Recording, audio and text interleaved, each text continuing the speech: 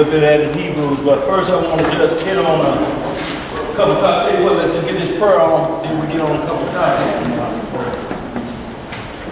Y'all know how we pray with 1 Kings 8th chapter. Daniel chapter 6 verse 10. We face toward Jerusalem. Not turning toward any building or any mountain, just turn toward holy Jerusalem, wherever we may be, all over the world. We haven't been in Russia, we will be turning toward the south. We're reading from the 100th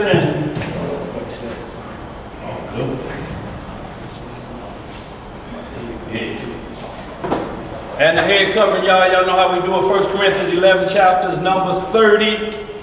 Concerning head covering, men uncover their head when you pray or prophesy, women cover your heads. Psalms 147. The Most High's permission, the name of his only begotten Son. Praise ye the Lord, for it is good to sing praises unto our God. For it is pleasant, and praise is comely. The Most High doeth build up Jerusalem. He gathereth together the outcast of Israel.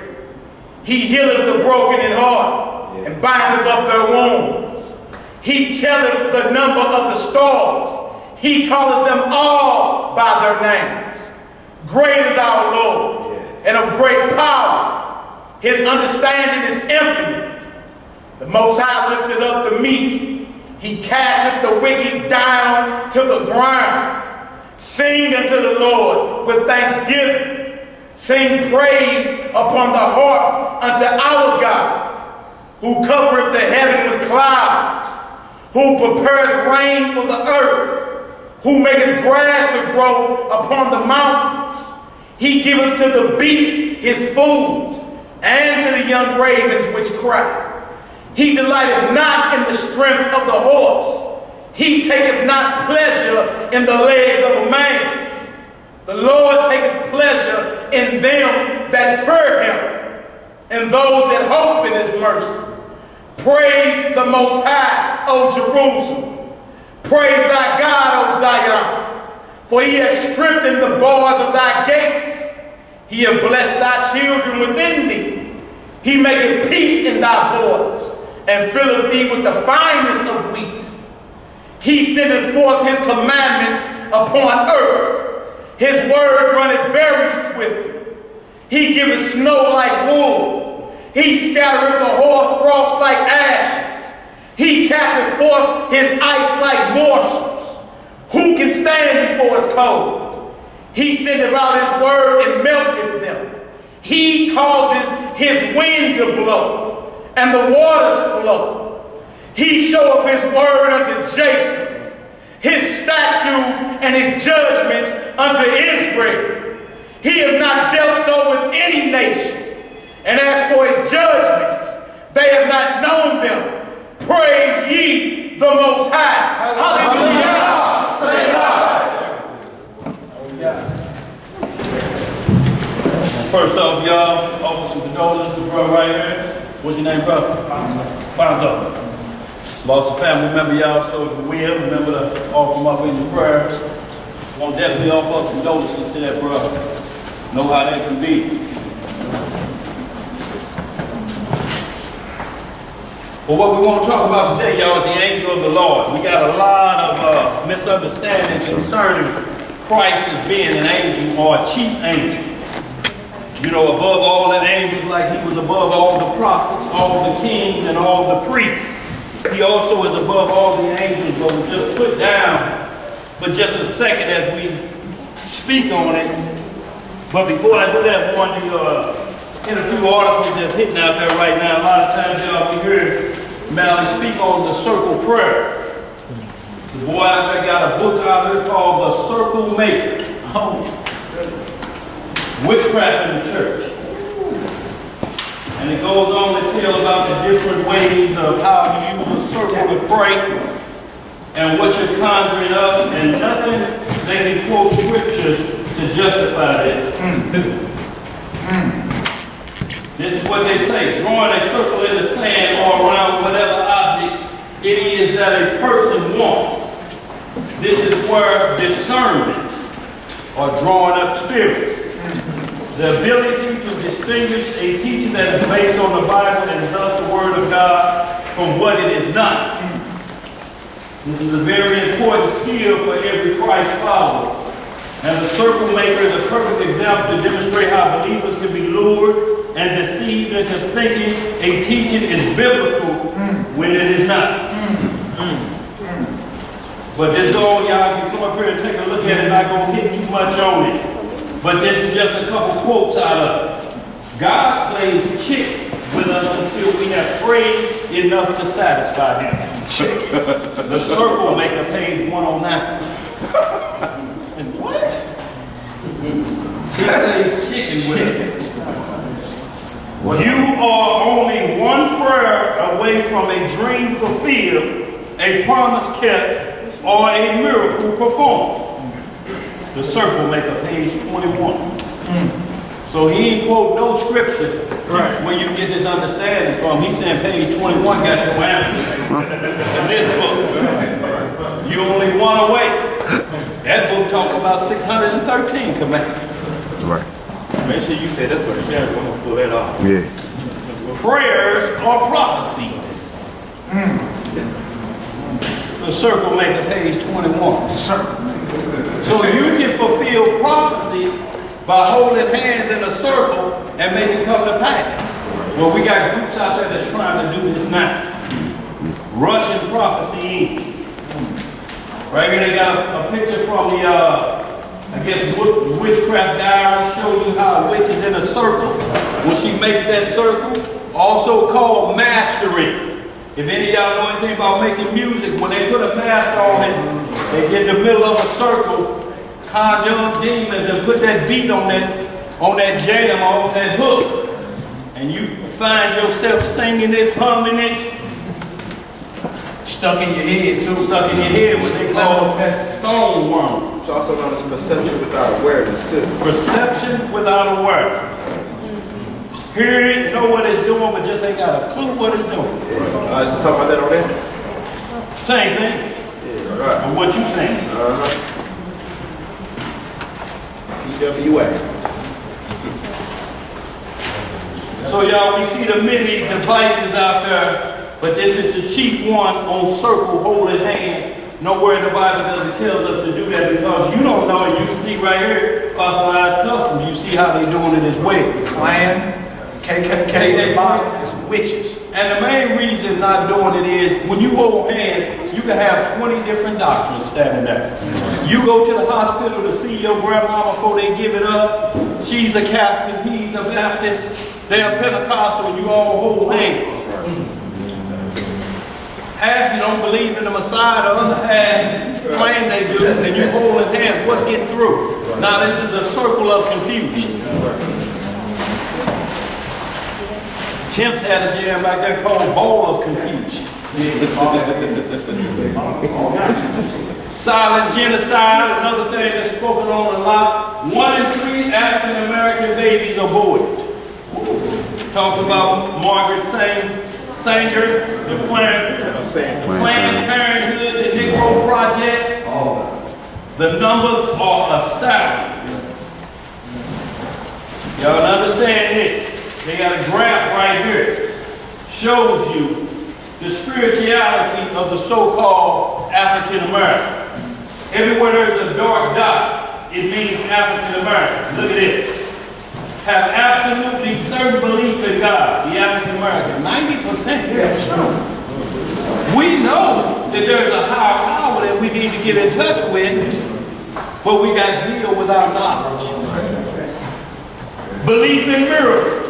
African American, 85%. Belief in angels and demons, 85%. Say religion is very important in their lives, 80%. Pray at least daily, dropping down, 70%. Have absolutely certain belief in life after death, and move down to 55 because it's getting scared now. Because you start to think about the lake of fire that the Most High owns. He owns. Interpret scriptures literally. 55%. Attend worship at least weekly. 53%. What's that? What you say? Attend church at least weekly. Right. So we, half of us going, the other half not going. So with the boom of the internet and church on TV, that kind of messed it up for a few of the pastors. But y'all look at this Planned Parenthood. It's a form of you got to understand. Once you are conscious of it and understand this, could you be sacrificing to Molech, offering the child up for the fire? Or you going because you made a mistake? This is the only way to fix it instead of keeping the commandments. They tell you this is a quick fix. You get rid of that problem. That problem. Right. Child's problem. Right. So y'all, we got to be extra careful on what's out there and the decisions that are made. That's easy for us to get if we fall back under the order of Aaron of sacrificing and think it's that easy to fix that problem. You'll probably see scripture, somebody say, well, a baby ain't counted. They'll go to the Leviticus where if a man fighting two other men and this woman getting away and she's pregnant and the baby gets struck and that child died and the man will pay this much and they try to say, well, see, the fetus wasn't costing nothing. But then, no, when you get deeper into that scripture and you see what Christ said about hurting the child, you know it means different. Yeah, for sure. So y'all, everything under the order of Melchizedek, which is the order of Christ. Once you keep the law in that perspective, you can't go wrong. You will never bounce back and be in violation of Hebrews 6th chapter, and that's taking them back off the cross. And y'all, another thing we want to hit on today when we get into is also who we call the angel of light. We'll get into that. And the one that masquerades, I should say masquerades as an angel of light. He's going to come with a mirror image. It's going to look just like the real thing. It's going to look so perfect. You're going to say, why ain't this wrong? But the tip-off going to be, Satan always tells you it's wrong from the start. Because he asks you, what did God tell you first before we get started? Once you answer that, then he say, well, okay, he just don't want you to have fun. Your God's a L7 square. No fun for you. So, y'all, we have to understand that and watch out when he's trying to deceive us and our children, our family members, the great deceiver, the great accuser of our brother, Satan, the devil, who masks just like the real deal. He's going to be close by. Everything he does is going to be right there in the same vicinity. Okay, y'all, so anybody got any questions before we move on? Any questions? Anything on your heart, mind, or soul? Anything happened last week or something we want to talk about before we hit? Just quick, brief. Just get something off your chest. Y'all good? Anything? Go ahead. So, you know, we had the election this past week. Right. So, you know, I had posted on my Facebook, you know, that I just wanted people to stop, you know, encouraging me to vote because I choose to exercise my right not to vote. Right. So, like, they went in on me about how I'm not respecting my ancestors who died for this right. I'm so negative and all of that. And I'm like, you know, I put some scriptures out there and was like, you know, the Lord tells us not to put our faith in princesses who can't offer any help. Then they like, you know, they hate people to twist the Bible for wicked reasons and all of that. And I'm like, why is people so blinded by this whole election thing and think that we all about to be saved because Obama got a second term? I just can't understand. And then like, why are the churches encouraging people to go to the polls and vote when we supposed to be turning to Christ for salvation and to be redeemed? You know, I just, why is it that are they getting paid off for that, or like what's going on with that? Well, actually, they are not. Actually, they'll lose their tax exempt. Any preacher that get involved or get his congregation involved with political, they lose their tax exempt status. So what they do is they allow those candidates now to come to the church. And if they speak, you hear them, they allow pro and con. They would allow Romney and Obama and then you make your choice. But the difference is now they're courting the churches because of the black vote, so to speak. And they figure if we both come, then all the preacher gonna say is which man seemed closer to God to you. So pick him. But to say that, okay, you know, you're disgracing, you know, the people that fought before you and all of this, they didn't fight for us because what they did, they went to this government. There was something called the World Court that they could have went to if they really wanted to. The World Court, if they wanted to resolve this matter versus a civil rights issue. Now what we're saying, if you vote, vote. We ain't got no problem with that, but voting is free will. Voting is your choice. Because what happens in 2 years, if he goes left field and you voted for him and you up in arms about that, you can't now, for conscience sake, say he didn't do what I expected him to do. He's a man taking orders. Once we understand that, it's for the sovereignty of this nation. He ain't gonna do nothing that's gonna allow the enemy to come in and take this nation. If that means put you down or put you quarantined over here, that's what's gonna happen for the sovereignty of this nation. Because for one, if it was fair, they go ahead and acknowledge slavery. Right. And pay for it like they paid the Indians, like they paid the Chinese, but they're not going to do it. So you can't pull the knife halfway out and say we're working on the problem. No, still, what you got, Matt? Jeremiah, we're going to Jeremiah 17. The book of Jeremiah, chapter 17. Verses 5 through 8. 5 through 10. And that church is in that 501c3, right? 501c3 tax exemption. Look that up. What is it? What he said. 501c3. Yeah. That's 501c3 tax exemption. Jeremiah. All faith-based. Yeah, I know about It's federal funding for all faith-based initiatives. Jeremiah 17. Then we're going to go first. Right.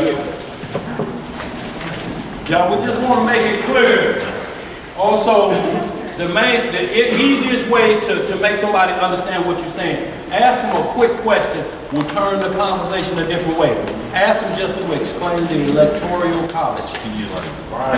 And how did this vote you telling me he died for with a system that's set up to almost make your vote null and void.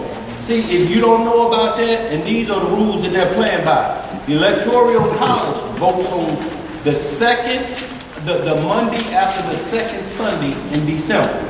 Now all those electorals you heard about, that Obama won this many electorals and this, they go vote on the second Monday, the first Monday after the second Sunday of December, which is going to be December the 17th this year. And what they do, they come in, they say, this is who the people want. All of us agree. By right, they're supposed to agree with whoever the people pick. But for the sovereignty of this nation, if this candidate is going to cause a problem, we can change our mind. That's legal in the law. Now, Florida is what's called faithless electorals. They don't have to pledge allegiance to whoever the popular vote is to. That's how Bush got the election. When Gore won it in Florida, the popular vote, they said, like black people too much. No, we're going to give ours to this guy. And it's legal by the Constitution. Yeah. They can do that. And then think about this. Missouri, before you even voted, they said there's already a red state.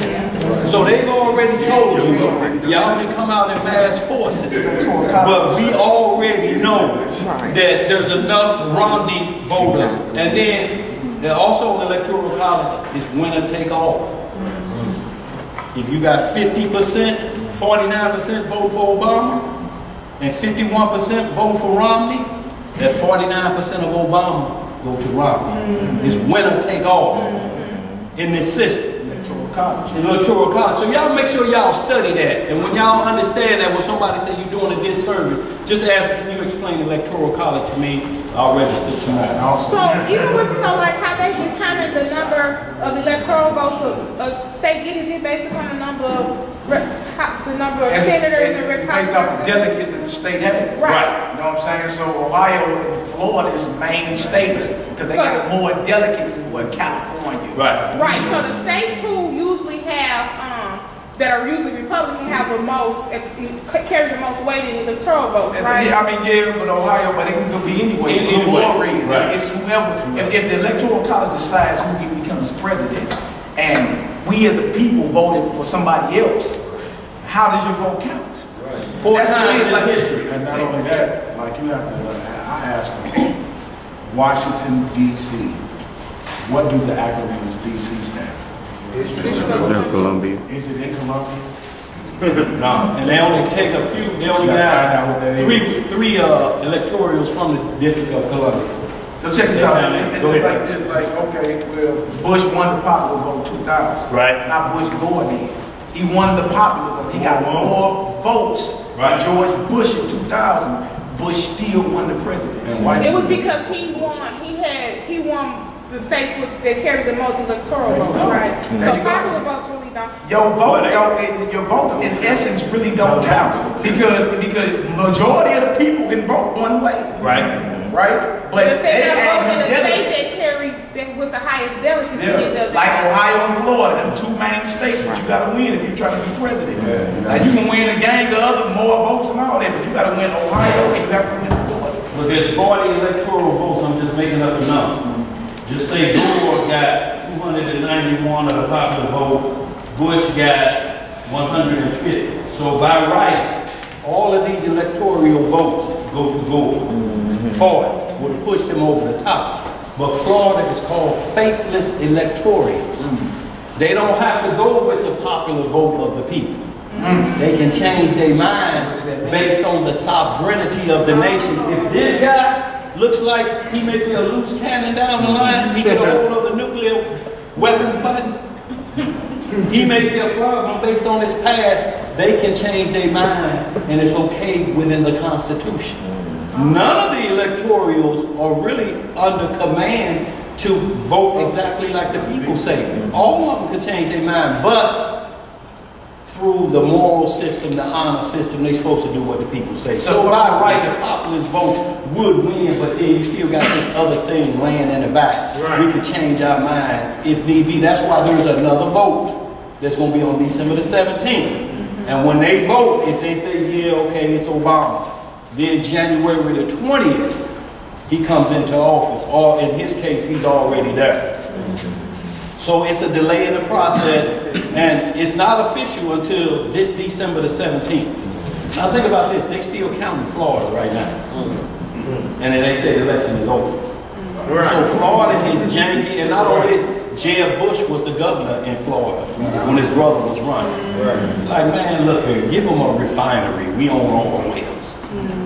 And they take payoffs to vote the other way. So when you got a system that's kind of has those flaws in it, it plays with your free will, so to speak, to say my vote counts 100%, I can guarantee it. No, you can't. Not with the Electoral College there. Right? It will work if everybody will abide by the rules and say, well, if the people say this is what we put in there. But they can flip it and they can change the script. Right. That's why they'll never, all of the candidates that they put in there have to go through a process. So we don't get a Farrakhan in there, we don't get a Martin Luther King in there, we don't get a Malcolm X in there on the ticket. They have to go through this avenue, and then what you get is the lesser of the two evil. And Bush lost the popular vote twice. 2004, and still won the presidency. And still won. So that's why they have the lame duck session, you know, for the president, so they get that little thing set up to finish off the voting and stuff. No, just the Electoral College will make the decision. What they do, they make it official. When they stamp it, they say it's good to go, he won. Now, 4 times it's happened in American history that they reversed it. Happened to John Quincy Adams. Look up Nixon and who was the boy around Nixon time, whoever they was battling with, he lost the popular vote as well, but he ended up winning. So it's happened 4 times in American history. So it ain't like it'll never happen. Oh, that'll never happen. It's 4 times in American history. It didn't happen to where one guy thought he had won and celebrate like and then found out Mordecai was riding that horse. So y'all, we're not deterring you from that, because even now this is where you run into a problem. That's why we never say don't vote. If you send your kids to public school, laws come out that don't include the Electoral College, where they say free lunch. We want to pass this bill. Now, it's going to have some salty products in there, which we say, well, we don't want our children to eat that. Well, then that means you have a responsibility to get up every morning and free some lunch. Right, fix them a lunch. So that they don't get in that. But there's people who can't get up but don't have the means to fix a lunch, whatever the economic condition may be, and they may have to send them there. So you may have to vote for that free lunch because ain't nothing to eat at home. And ain't nothing worse than a hungry stomach. Your belly button touching your spine. Water ain't gonna keep getting it done. You keep going to water fountain all you want, but until that clock strikes 12 and the meal ticket's handed out, it's gonna be a problem. It's gonna be sleepy. It's gonna be drifting off. It's gonna be thinking you smelling something that ain't.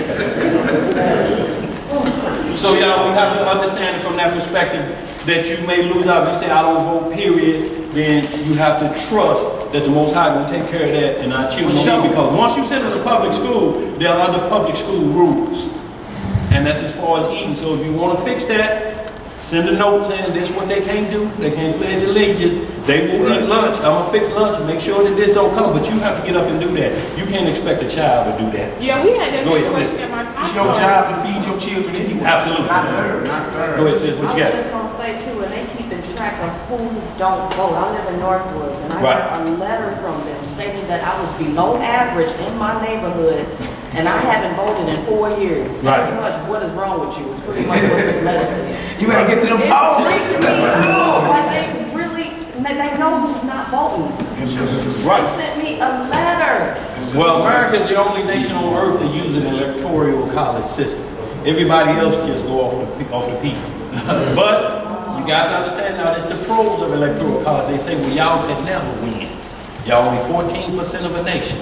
The white women of America will outvote every black male, woman, and child in America, so you would never win a populist vote, ever. And then if you add in the white men, you know you ain't gonna win. You're outnumbered 20 to 1 at the voting poll.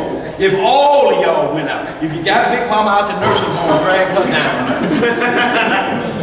down. No Willie just got off of papers, drag him on down there. You still will be outnumbered if they're saying if it wasn't for the electoral college. So there's pros and cons, and understand y'all, but it's a moral decision. It's a decision, what we talk about in Romans 14 chapter, where some things seem unclean to some things. Some people may think, man, it could be the Most High moving. I don't know. He say I set up kings, you know, to do my will. And to destroy them. So we don't know. If you're understanding it from that perspective, we'll never tell you not to exercise an option that you look at as free will.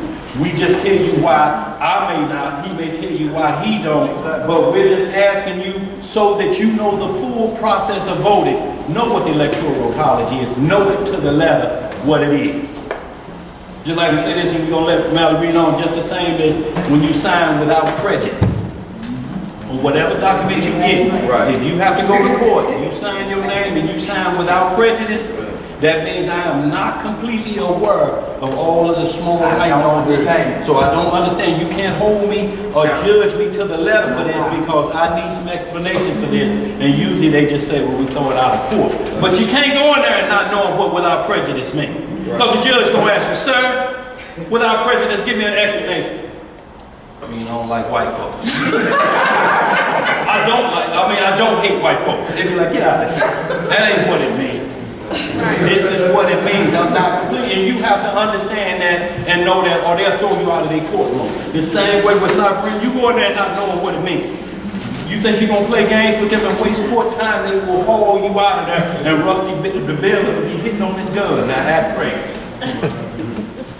Act crazy.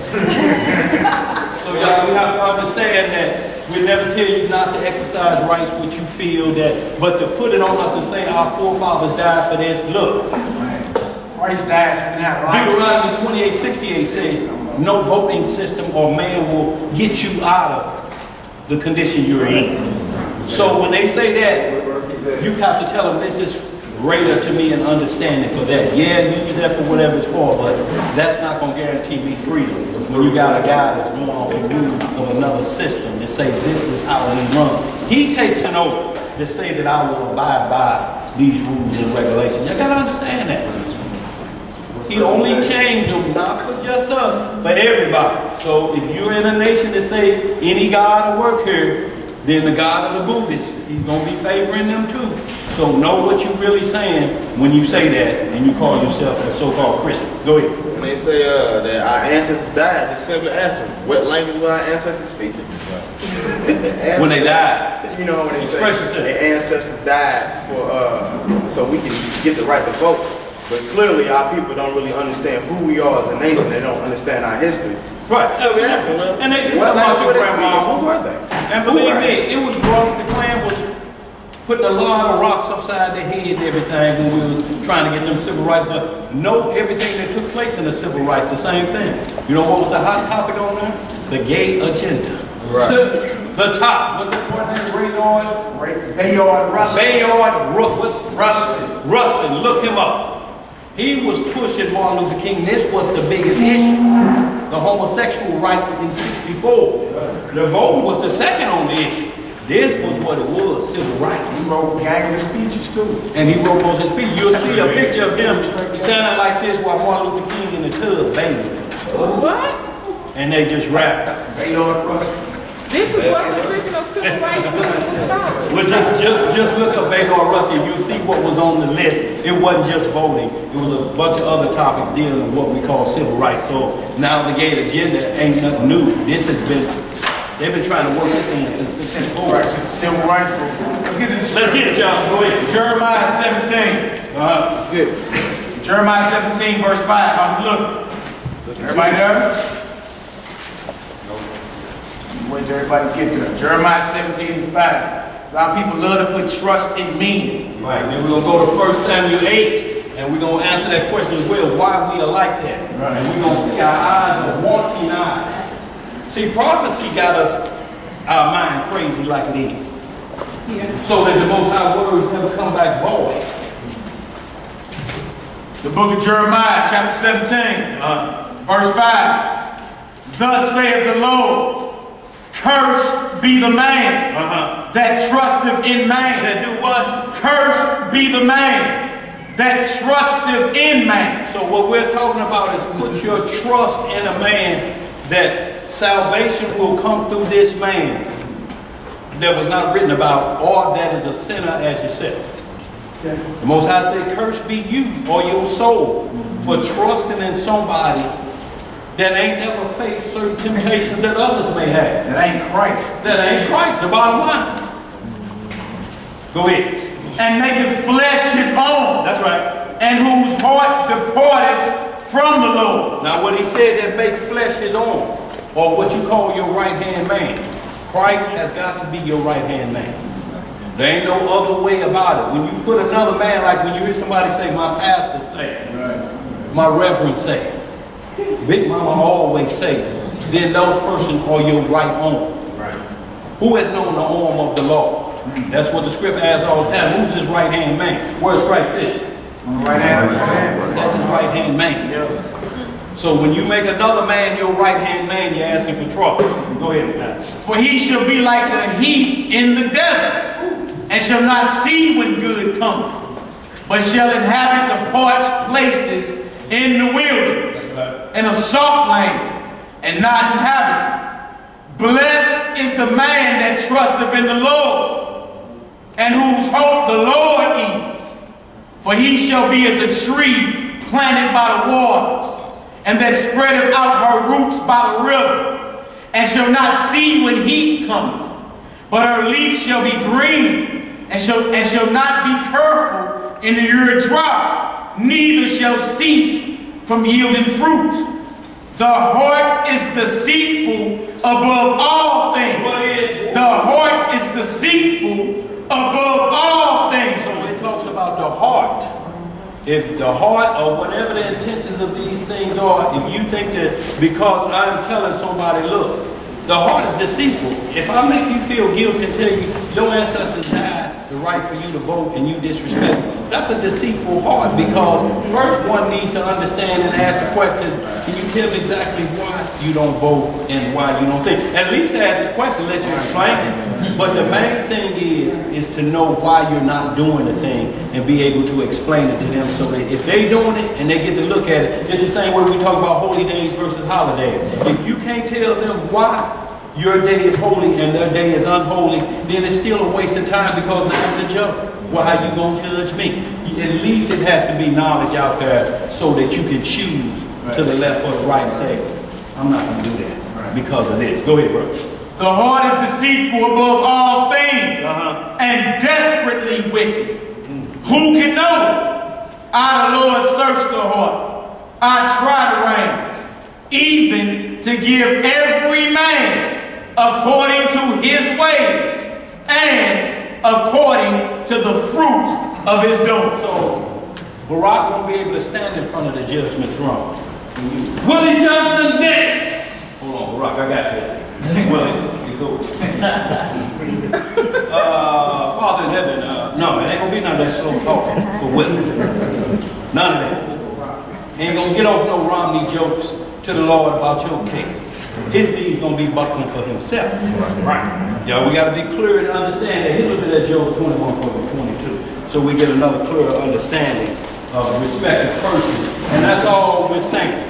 Make sure whoever tells you this, or you're saying that this is the Savior and this is going to change our condition that we're in right now. Because me personally, I don't care, since I've been born, I ain't never had a situation where I say this president has caused my living to be this much better. Huh? It ain't been a president in there that changed my status from 2 checks from being homeless. Yeah. Checks. Still a grind. The one you got yesterday. The one that's coming 2 weeks from now is already spent up. And then that last one in case you got a few vacation days left. Now you got to deal with Job 32. Job 32, 21 to 122. Right. Y'all, we just going to another respect, y'all. This is what we saying. Know where your heart lies. Know who your trust will be in. If this boy can't do what you deliver, then don't have your heart set when disappointment comes. Know to say, well, okay, it was a crap job. It was like a scratch off at the gas station. You may see, ooh, almost got it. Ooh, if I had another cherry right there. Either you gonna play again, play at your own risk, right? To piggyback on what you just said, it's the same thing when you talk to an individual. How many times we got self-dreams on someone that we talk to and say like, okay, we're gonna be together, whatever, selling dreams. Everybody got sold a dream. It's in relationships, you know what I'm saying? Right. So we talking about sales, we done sold his dreams. Everybody's selling dreams out here, so how do you even think, even put your heart in the fathom and put that faith in any man? I feel you be acting like we ain't never been lied to. Right. Like, and it sounded good when they was pitching it to you too, boy. You're like, oh, straight, go. And they never met this man. In no world history that no nation on planet Earth in the history of the world has ever enslaved and oppressed the people and give you equality and justice in the same nation. It don't work, man. It ain't never happened like that. All throughout history, they drive you out, say, set up shop over here. You ain't gonna put us in the condition in the land that we took from somebody else and have us in that same position. Because you join up with our enemies. That's what Pharaoh said. That's what all of them say, lest they join with their enemies and overpower us and put us in that position, they drive you out.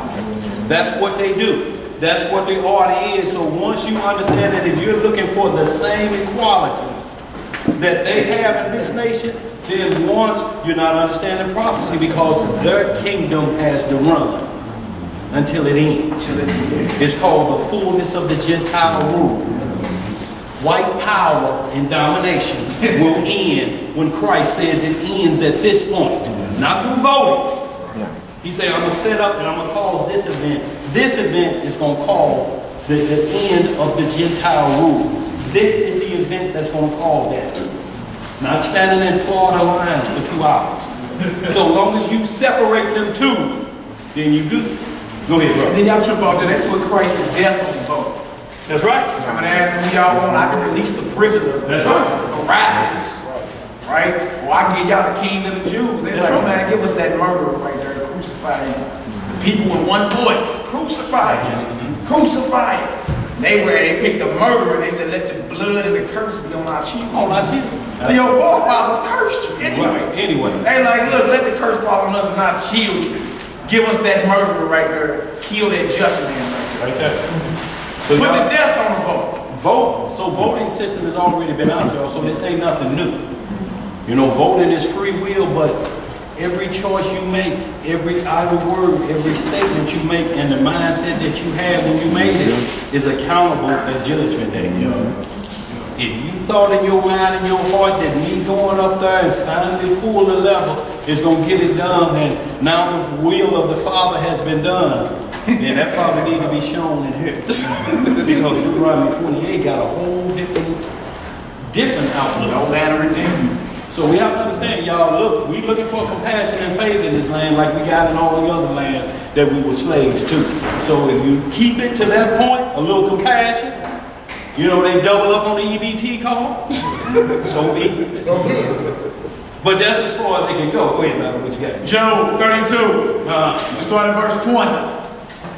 Let me know if y'all there. Book of Job 32. What the brother say? Job. Job. They argue up and down too. Job 32. We start at verse 20. Are we looking? Everybody there? Good. Give me 1 second. Okay, give me 1 second. We wait for us down there. That's right.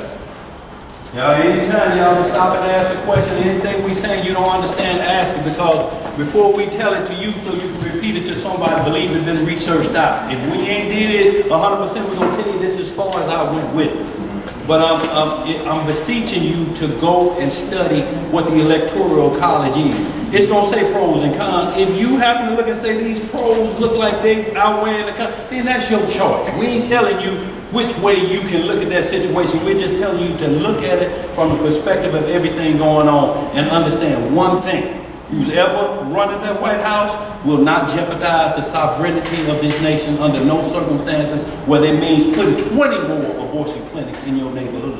If that's for the sovereignty of this nation, then that's what's going to happen. See the movie Swordfish. And you'll understand it perfectly. Yeah, I saw it. Let's get it. Where we at? Job 32, verse 20. I will speak that I may be refreshed. I will open my lips and answer.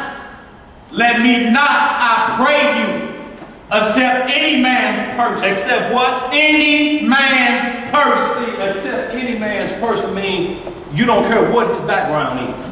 What he done done in the past, it looks like he got something for you. A handout. I don't care what he does. Speaks well.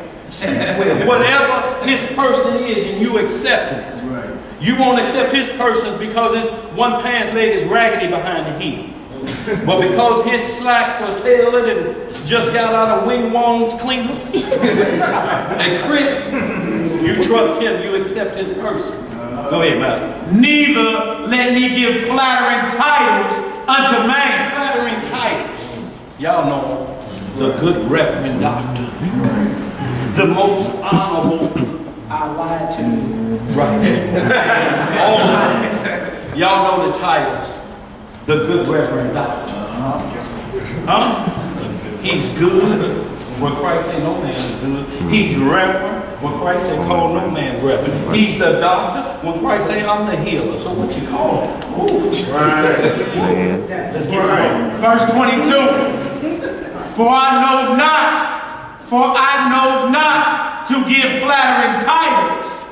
In so doing, my Maker would soon take me away. See, so y'all, what they're saying is can't put your trust in nobody higher than the Almighty and the only begotten Son. Nobody. Once everything has to be weighed on that measuring stick. And if somebody telling you about voting don't understand where your mindset is concerned, you have to explain that to them so that they understand it and they'll be like, you know what? Maybe that'll cut out some of this disappointment I feel every 4 years. But you at least got to do it so that you always fair. And then when they come back, when they see he now just signed a legislative order that bestiality is in effect. Or that Christ died so homosexuals can get married. Like all the white pastors got mad when they voted for him. Absolutely. They was pissed. When Obama came out and endorsed same-sex marriage, Right. a couple months ago, the black pastors that stood in a circle, put their hands on him the night he got elected, prayed for him. They always taking back their support from, I can't stand with that brother, I can't believe that. Right. They had put their trust in a man. They thought this is God. God can send the deliverer. Right. This is it. Right. Right. I wonder if they go on Romney. I wonder if they went and voted for Romney then. Well, he had mentioned some things too. Y'all have to understand that this is about gaining the persons of a man under no circumstances. Because where the order's coming from Jerusalem, because it all gets down to who gonna support Jerusalem too. The Edomites, the rulers of there, that the president will be picked and we're gonna pump the money to favor that way. Whoever looks like he's gonna do this and work for our agenda, that's why that's a key component in there. If y'all look up the law of 1995, it'll tell you about the law of the embassy in Jerusalem. Whichever president takes office, he must acknowledge that I will move the embassy of the U.S. into Tel Aviv, meaning that now I agree that it's a single city state, not a two-party state split between the Palestinians. But it's going to cause, it's going to cause World War II, World War III, whoever do this. Because now you're saying all of this land belongs to the Edomites. The Palestinians are out. But you get a 6-month clause throughout the presidency to opt out. You can say, well, this caused me a problem. I couldn't go vote on it, or I couldn't fulfill the law. But look it up, 1995 law. That's why all of them say, if you vote for me, I'll go in there, I'll defend Israel, I'll do this to the letter. They are vying for the biggest vote, the Fed vote, which controls the electoral college. Well, you know what, in essence, too, it only proves these men are men of the Lord, because Christ wasn't preaching, trying to get men's votes. Right. Hoping that you would, okay, vote for me. Right. Because he ain't taking the throne off your vote. That's right. It's not going to be democracy. It's going to be basically a dictatorship. That's right. When he take the throne or whatever, so he wasn't like framing his message that he was teaching just so people would like him and then come out to vote for him at the voting poll. Right. Or whatever. You a man of the Lord, you got to teach what thus saith the Lord. Right. Period. It don't matter who feelings get mad. That's right, because Christ said, regardless of what you think or who you vote for, it ain't going to change. Because when I come back, it's going to be this way. The decision has already been made. This is the way it's going to be. Be alive when this happens right here. We need to go down and see if it don't be this way. But you know, even when you tell people the truth and show them scripture, you know, they still choose to. Exactly. Well, we're going to get some first exactly, but it may not be formed. Right, but then too, I was told, you know, sister, you have a good understanding, but you know, your way is too harsh. You know, you doing more. They call Christ a Lord now. Right. Yeah, so I'm like, how do you sugarcoat the truth? Like, sugarcoat 101. I mean, how do you say it now? You know, so I think they just don't want to accept it. Well, it's the deal. The whole thing is they're trying to convince you of a system that's better than the belief that you have. The main thing is to ask them about that belief system and how it works. Just ask them about the electoral college and you'll hear crickets. Yeah. That's the whole thing, because the whole system is based off of that. And once they say it's foolproof because of this and that, then you can understand where they're at. But they're trying to pump something to you that they don't even understand. And if you don't understand it as well, you have to understand and tell them, this is why I'm not going to do it. This is why I follow this, because this is like that. They're just trying to lure you into a system and say, come on in. Like the Masons. They're just saying something they've been told. Christ is they're repeating. So just get them thinking. Explain electoral college too. And most people don't even know what that is. Or have to understand it. Then you reply and let them know, see, you trying to get me to do something you don't even have to understand. Right. Absolutely. See, so I can't. When you do that, you wicked. You don't get that though. Right. But you're not in it for the feelings or none of that. Right. You're in it for the truth. Right. So Job 9:24. It's kind of like, you know what I'm saying, pain before pleasure. Ask yourself a question. You know what I'm saying, like if you're in a tool or any type of thing, somebody stick a needle to help you out, it's a little bit of pain for pleasure. Like somebody sticking a sword in you slowly, you're not going to like that. But at the same time, it can help you. It's like even the harsh truth, it might cut them. But after a while, they're like, dang, they hurt it, but you can build them up. You know what I'm saying? Like, that was some real stuff. And understand this, the Most High did a lot of times, you see he asked the Pharisees, y'all just tell me this. Then since y'all saying we this, y'all just answer this question. See, a lot of times it's not so much about giving them the word then, it's just asking them, do you really understand the words that are coming out of your mouth? You understand. Do you understand? Once we get past that, even when they bring you their doctrine, if you know what their doctrine is about, you're like, do you even understand what you're speaking of? How is that possible for this to happen when the Bible says this? Make them explain it, and then once they struggle and back heel and they looking for answers, then they say, well, we can disagree. No, because I'm not agreeing to what you don't even understand. How can I agree to that? But let's get that. Where we at? 1 Samuel 8? Yeah, 1 Samuel 8. 1 Samuel 8, this is going to answer some questions too, and then we're going to get right on to the angel of the Lord, y'all. We're going to get some clear understanding that, because there's none of that groups out here or other groups that want to reduce Christ to just a mere angel like the others, and not saying no disrespect to Michael, Gabriel, Raphael, or any of them. But they know who The top dog is. the top dog is. The head honcho chief. Then y'all write down Matthew 21, write this down, Matthew chapter 21, verses 23 through 27. 21, 23 through 27. 27. And that's when the Pharisees came asking Christ about his doctrine. That's right. And he said, I'll answer you, you answer me this. We're going to go to that. Just like the world was just saying, just ask them a question, make them answer. Right, put them to work. You defend me or you show me why you do this. And they didn't answer the Messiah, so we're like, look, I'm not going to give you an answer. That's what it comes down to. 1 Samuel chapter 8. Everybody there?